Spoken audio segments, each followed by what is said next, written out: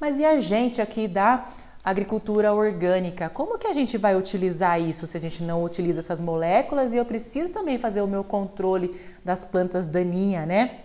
Como que eu posso utilizar isso?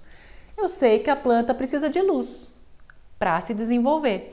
Então, se eu conseguir evitar que as plantas daninhas recebam luz, elas vão ter dificuldade de desenvolver, não vão? Então, como é que eu posso fazer? Eu tenho o meu solo, opa! Então, ó, vamos supor, eu tenho o meu solo aqui, tá? Aqui eu tenho solo. Aqui eu tenho minha alface crescendo lá, né? Bela e formosa. Mas ela cresce só alface? Não, aqui vai crescer tiririca, botão de ouro, várias plantas que eu não quero que cresça aqui, porque se elas crescerem, elas podem começar a roubar a energia da minha planta, roubar nutriente, roubar luz, né? Competir com a minha alface aqui e minha alface acabar perdendo um pouco da produtividade. Então eu não posso ter isso daqui no meu canteiro. E como que eu faço?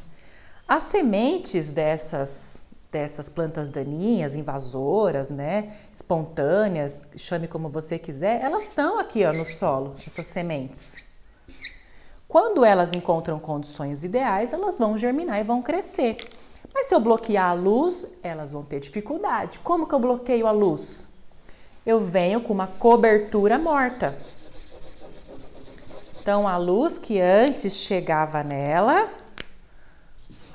não chega mais, está bloqueada, a luz está bloqueada. Como que eu faço essa cobertura morta? Com palha.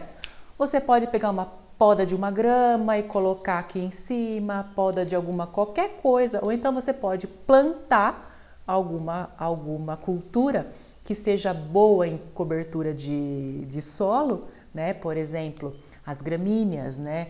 As gramíneas, elas são muito boas nisso. Também tem adubo verde, tem aveia, tem nabo forrageiro, tem milho, tem várias plantas que depois que passa o ciclo que você pode cortar, arrancar, né?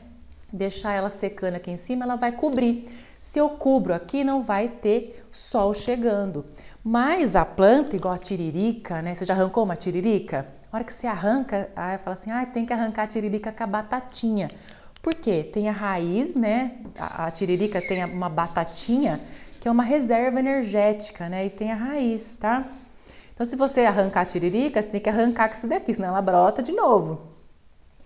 Então, ela tem a reserva energética. Então, mesmo que ela não receba a luz, que ela não faça a fotossíntese, essa reserva energética vai ajudar ela, né? Já é suficiente para ela crescer. Só que essa reserva energética tem que ser menor né, que a dificuldade de transpassar essa barreira, porque se a reserva energética for suficiente para ter força para transportar, não vai adiantar. Então, quanto mais resistente a planta, maior a barreira, tem que dificultar. Então, quando a gente tem muita tiririca, a camada ideal é que seja pelo menos uns 5 centímetros, ó, 3 dedos. Olha esse canteiro meu aí, como que eu gosto de deixar, né, com bastante cobertura morta. Não é sempre que eu consigo, né, porque numa área pequena como a nossa, às vezes é difícil você arrumar tanto material para fazer cobertura morta. Mas você tem que pensar nisso, porque isso daqui, ó, pode tirar muito trabalho do seu dia a dia. Você não precisar ficar arrancando mato é uma beleza, né? E com o tempo você vai eliminando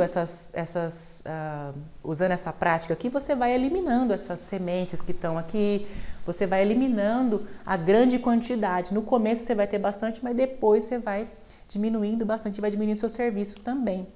Então essa daqui é uma coisa que saber esse conteúdo ajuda você a pensar nessas coisas também, tá?